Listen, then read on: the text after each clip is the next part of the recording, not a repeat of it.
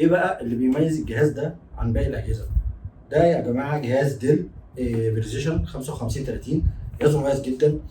الحاجات المميزه في الجهاز دوت عندنا اول حاجه الوزن.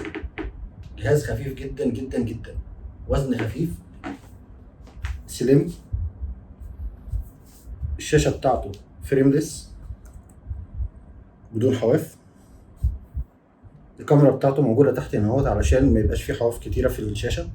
نظام الصوت بتاعه مميز جدا، نازل بسماعتين ستيريو. مواصفات الجهاز دوت مواصفات جباره جدا. هنقرب مع بعض كده نشوف المواصفات بتاعه الجهاز من الجهاز نفسه.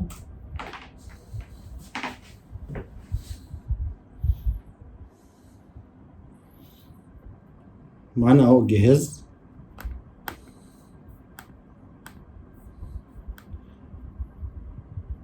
ديل بريسيشن 5530، معالج اي 7 8850 اتش، التردد بتاعه 2.6 جيجا هرتز. التردد بتاعه طبعا بيعلى، هنشوف وصل لحد كام.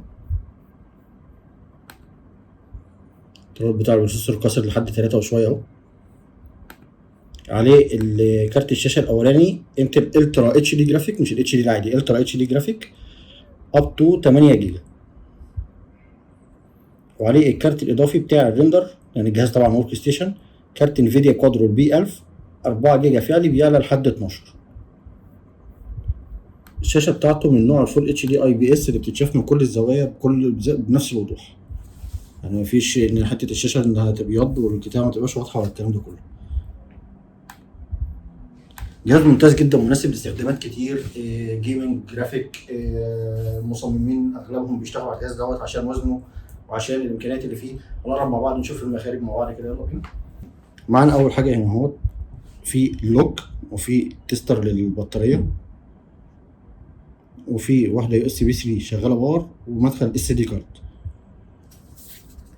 والناحيه التانيه هنا هيدفون جاك تايب سي شغاله باور، تقدر تشحن منها الجهاز برضو. اتش دي ام اي، واحده يو اس بي 3 شغاله باور نفس الكلام، ومدخل بتاع الشاحن.